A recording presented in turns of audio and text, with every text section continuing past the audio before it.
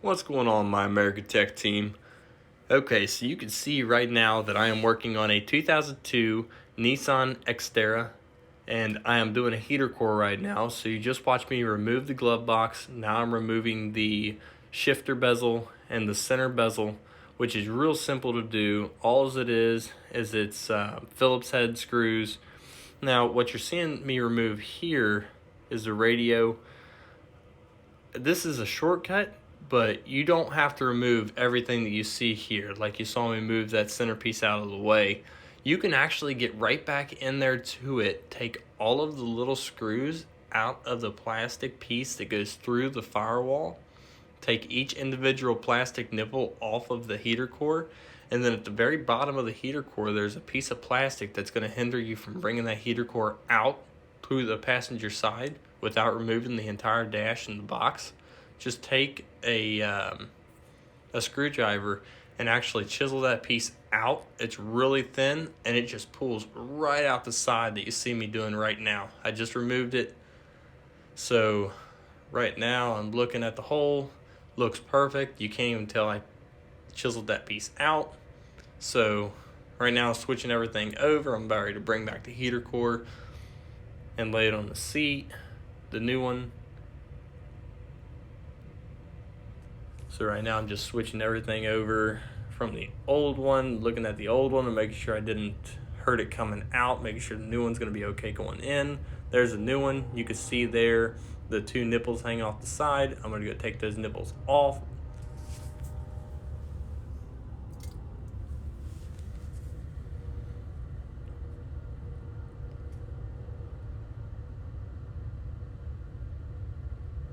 So I just took the plastic nipples off. Now I'm going to slide that in, checking to make sure everything is flush in there. After you slide that in, you can put your nipples on with your 8 screws that it comes with. And it is perfect, guys. I mean, it is a fight. I'm a pretty skinny guy, so I can just slide right underneath of the dash and get right in there. But there is a ton of room up underneath this thing. As you can see, I'm just sliding down. There's the heater box going back in with the evaporator core in it. You do have to take that out to gain access to it, but that's no big deal either. There are 4 10-millimeter bolts holding it in, and it just slides right out. So all I removed in the center, you do not have to do that, and it would actually be a faster job. Altogether, this job probably took me about an hour to do, maybe. I mean, altogether it's pretty simple.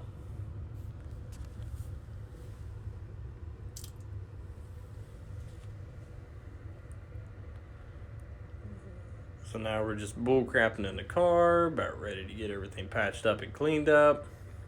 So here I am outside of the car. Now I'm just putting on the power steering hoses and lines that this car needed also. It needed a high pressure and low pressure line. So I'm getting all that done. Just going to lunch now, so. Now, if you are looking into getting into the automotive profession, in all honesty, guys, this is a pretty rewarding career. You're keeping America moving. I mean, by doing this, you really are. I mean, without automotive technicians, mechanics, whatever you want to call yourself, America does not move. So you're keeping businesses in business, and you are keeping food on the plates for everybody in America. Now, are you going to get rich doing this profession? Absolutely not. Can you make really good money doing this profession? Yes, you can.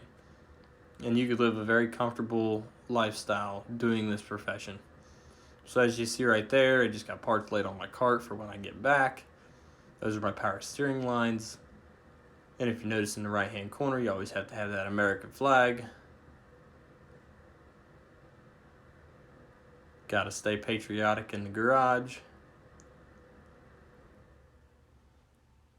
That way eventually you get to that American dream. So I'm just now getting back from lunch, so I should be over here anytime now.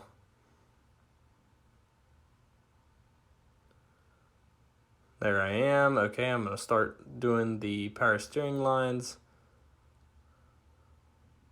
So I'm going to go get parts, O-rings, washers that I need for the banjo bolts.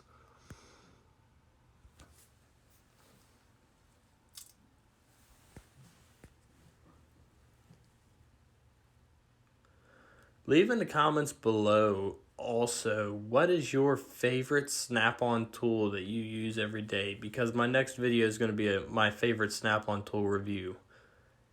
And I would like to hear kind of what your guys's are before I start my video and why. So here I am putting a funnel buddy on it, bleeding out the air, starting the car. Making sure the thermostat's open, grabbing the top radiator hose and the bottom radiator hose and making sure both of those are hot.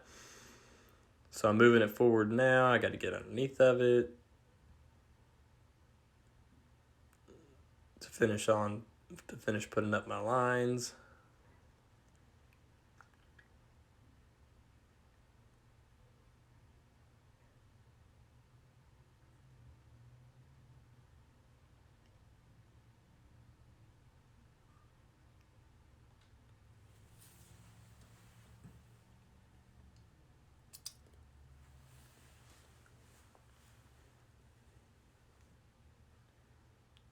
Getting the lines out.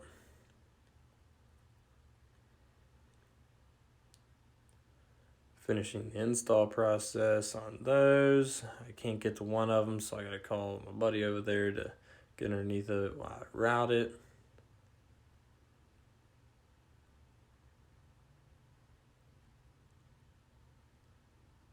Everybody's coming over to check out what I'm doing.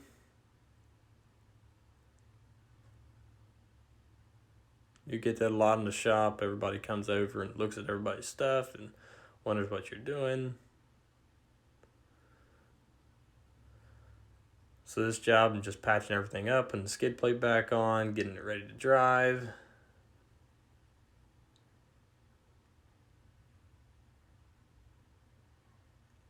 Checking for leaks.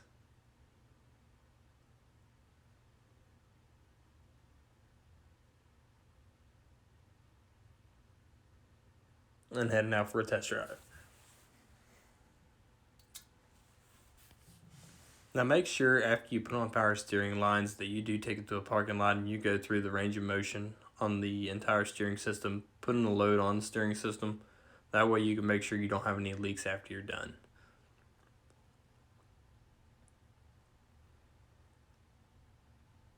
So here I am cleaning up my tools. Putting everything up. Getting ready for the next job. Pulling in the next job. So this one needed a blend door actuator put on the inside.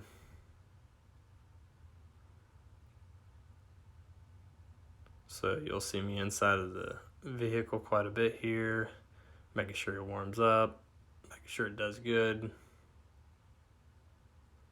You'll see everybody kind of on their cell phones and not doing anything, but it's towards the end of the day. That's what they normally do.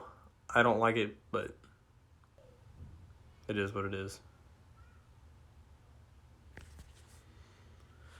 So guys, I appreciate you watching the video. Make sure you like and subscribe also. And I'll see you in the next one.